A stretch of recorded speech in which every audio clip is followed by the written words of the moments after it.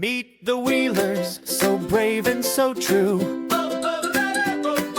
A mystical journey is waiting for you. Dad Arthur can fix it, Mom Ellie can steer. With Max and with Lily, there's nothing to fear. Bolly's our dog, a magic retriever. 3 wishes a day for the magic believer. I'm Elias, your guide to this grand library. Buckle up, friends, let's make history.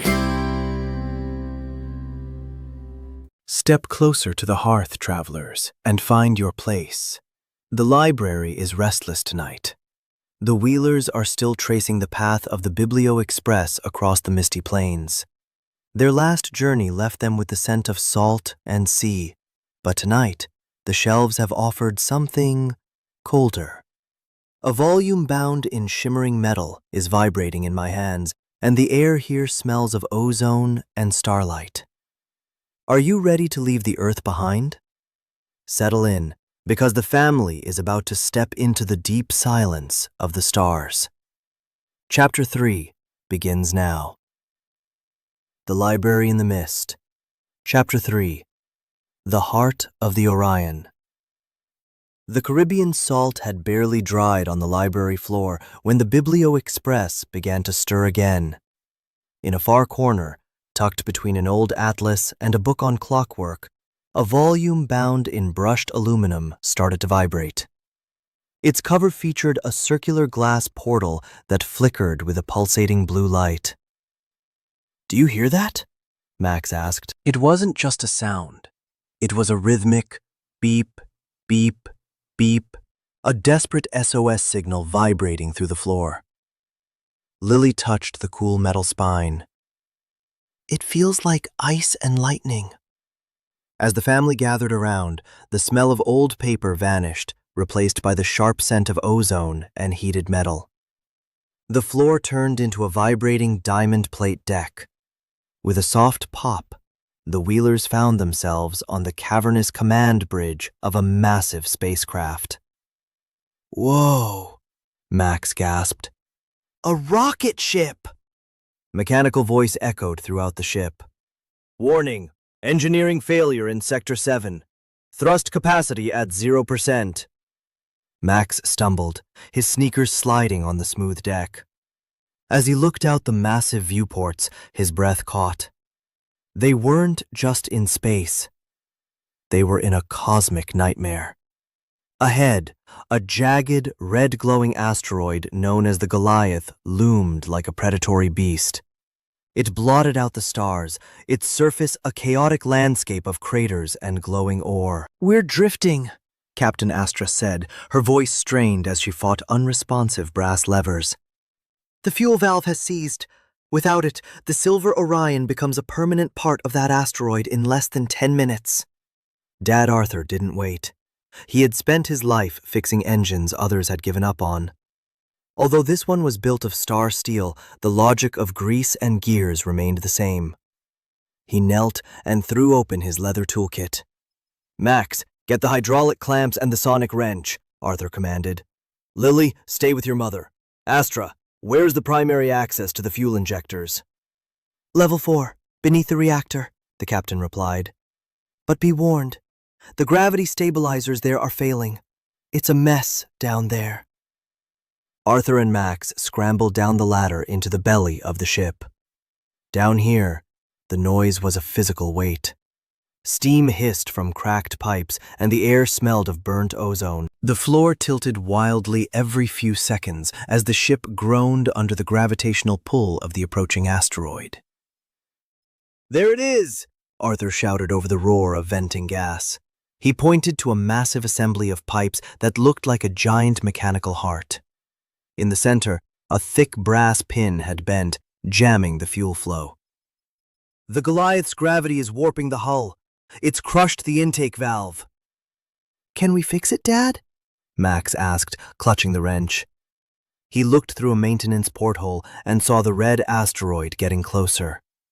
It felt as if the mountain of rock was falling directly onto them. "We have to," Arthur said. He looked at the narrow opening behind the lead shielding. But the gap is too small for me. Max, I need you to go inside the service crawl space. You're the only one small enough to reach the primary release pin. Max felt a cold knot of fear. The crawl space was a dark forest of vibrating wires and searing pipes. I don't know, Dad. What if the gravity flips again? Arthur put a steady, grease-stained hand on Max's shoulder. Listen to the machine, Max. Don't listen to the noise. We're the mechanics today. The ship is scared, and we're just here to help it find its breath. I'll be right on the other side. You can do this. Max took a deep breath and slid into the narrow tunnel. It was cramped and suffocatingly hot. He crawled forward, his elbows scraping metal. Above him, he heard the deep, ominous thump, thump, thump of the asteroid's magnetic field hitting the hull. I'm at the valve, Dad, Max yelled. The pin is totally stuck. It's glowing red from the heat. Don't touch it with your bare hands, Arthur warned. Use the sonic wrench to vibrate the housing. On my signal, I'll use the pry bar to shift the weight of the main gear. When it moves, hit that pin with everything you've got. Suddenly, the ship gave a violent lurch. Gravity vanished. Max felt his body lift off the floor, his head hitting the ceiling. Dad, I'm floating! I can't get any leverage! Click your magnetic boots. Arthur's voice came through the intercom, steady despite the chaos. Lock yourself down, son. Focus on the pin. We're running out of time. Max clicked his heels, and the magnet snapped him back to the metal plate. He positioned the wrench. Through the machinery, he saw his father's face through the protective glass. Arthur looked determined, muscles straining as he jammed a steel bar into the gears. Ready, Max? Arthur shouted. 1, 2, 3! Arthur threw his weight against the bar. The machinery groaned like a giant grinding its teeth. Inside the tunnel, Max saw the brass pin quiver. He swung the heavy wrench with a desperate cry. Clang! The pin didn't move. Again! Arthur yelled. The asteroid is less than 2 miles away. Hit it again! Max ignored the heat and the alarms. He thought of his mom and Lily on the bridge. He thought of the mysterious library. He swung again, putting every ounce of his strength into the blow. Crack! The bent pin snapped. Instantly, the massive gears began to turn. A deep, powerful thrum vibrated through the ship, the sound of fuel finally flowing into the engines. The amber emergency lights died, replaced by a brilliant, steady white glow. It's spinning!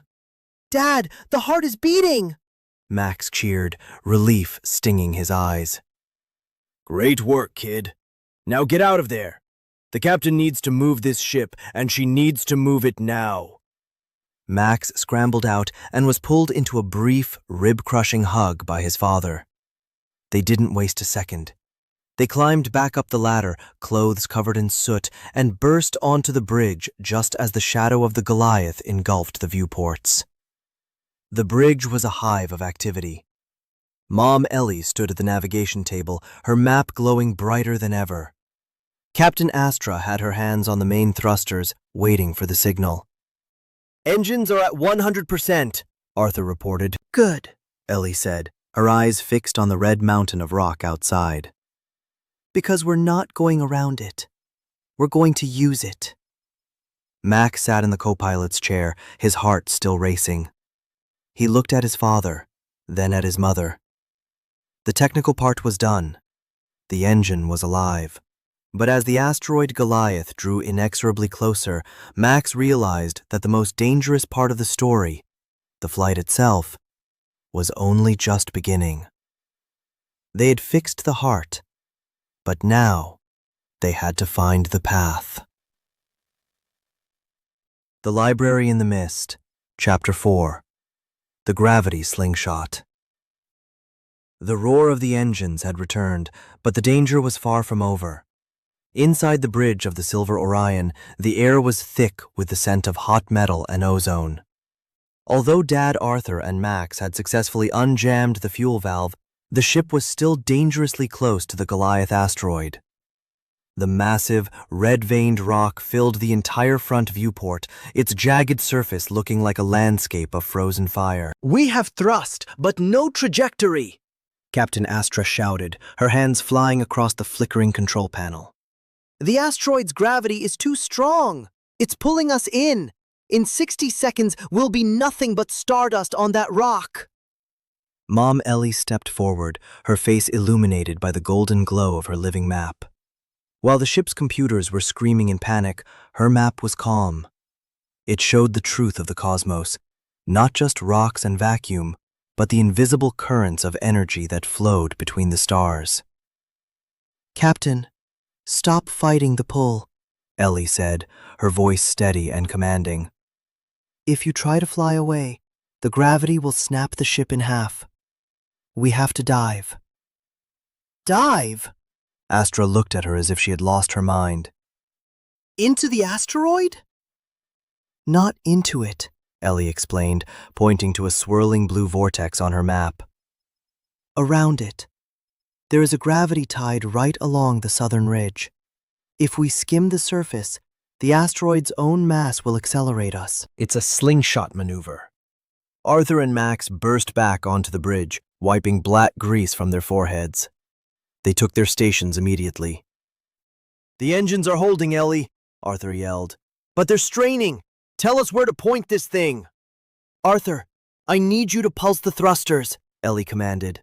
"Don't give it steady power. We need to dance with the gravity, not fight it. Max, stay on the pressure vents. When I say vent, I need you to release the excess heat so the engines don't melt." Max gripped the heavy iron wheel of the vent system. He was shaking, but he kept his eyes locked on his mother. He had never seen her like this, so sharp, so certain. She wasn't just a mom looking at a map. She was the master of the path. The Silver Orion tilted. The ship groaned, a deep, metallic scream that vibrated through the floorboards. As they descended toward the Goliath, the red glow of the asteroid became blinding. They were so close now that they could see individual craters and the shimmering dust of space minerals floating above the surface. "Steady," Ellie whispered, her eyes darting between the viewport and the glowing lines on her map. "A little closer. Arthur, give it 10%. Now!" Arthur shoved the lever. The ship lurched, its hull rattling as if 1,000 hammers were hitting it at once. They were skimming just miles, then hundreds of feet, above the jagged peaks of the asteroid. "Pressure is spiking!" Max shouted, his voice cracking. "The needles are in the red, Dad!" "Vent it, Max, now!" Max threw his weight against the wheel. A massive plume of blue steam hissed out into the vacuum of space, cooling the core just as the ship hit the strongest part of the gravity tide. Suddenly, the crushing weight that had been pressing the family into the floor vanished. For a second, they felt weightless, as if the ship had turned into a feather. "We've caught the tide!" Ellie cried. "Arthur, full power! Everything we've got!" Arthur slammed the main thrusters to the wall. The Silver Orion didn't just fly. It vanished into a blur of speed. The red rock of the Goliath disappeared behind them in a flash of light. The ship shot out into the dark, silent velvet of the open galaxy, moving faster than it ever had before. Silence fell over the bridge. The red emergency lights faded, replaced by the soft, cool blue of normal operation. Captain Astra slumped into her chair, a look of pure awe on her face. "I've spent my life in the stars," Astra whispered, looking at Ellie. "But I've never seen anyone read the currents like that. You didn't just save our lives. You showed us a new way to fly." Ellie smiled, folding her map with trembling hands. "The path is always there. You just have to know which map to trust." As the crew began to cheer, the metallic walls of the bridge started to flicker. The bright neon lights of the future began to dim, turning into the warm, flickering amber of candlelight. The hum of the starship shifted into the familiar, rhythmic creak of a bus driving over a long-forgotten road. Snap! The Wheelers were back. They were standing in the middle of the Biblio-Express, surrounded by the comforting smell of vanilla, old leather, and ink. The metal-bound book on the shelf gave one last metallic click as its lock snapped shut. "Is everyone okay?" Mom Ellie asked, checking on Lily and Max. "That was incredible," Max said, looking at his grease-stained palms. "We actually fixed a starship, Dad."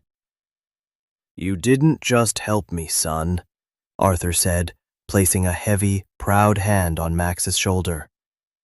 "You were the only one who could reach that pin. Today, you weren't just a passenger. You were the Silver Orion's finest engineer." Arthur walked toward the back of the bus, his boots echoing on the wooden floor. He stopped in front of a small, silver-framed portrait hanging on the mahogany wall. He hadn't noticed it before, but now it seemed to be glowing with a soft inner light. He wiped the dust from the glass. The man in the portrait was thin, with kind, intelligent eyes and wire-rimmed spectacles. Around his neck was a silver quill amulet. Thomas. Arthur read the small brass nameplate aloud. "Head librarian and author." "Where did he go?" Arthur whispered, more to himself than to the family. "He's the one who wrote the logs. He's the one who kept this place running." He looked at the rows upon rows of books, each one a gateway to a different world. "Max, Ellie, I don't think we're just passengers here. The library didn't pick us by accident. It tested us. First the sea, then the stars." He ran his fingers over the edge of the frame. "It's as if the library is searching for someone brave enough to find its master."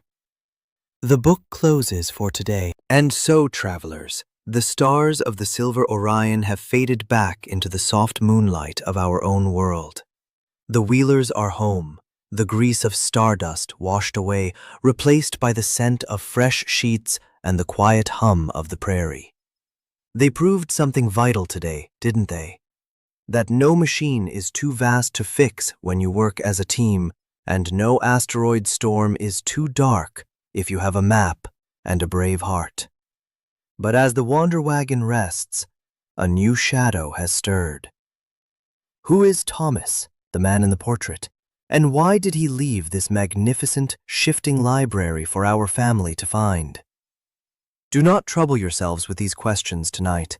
The library is locked, the volumes are silent on their shelves, and even the boldest explorers must find their rest.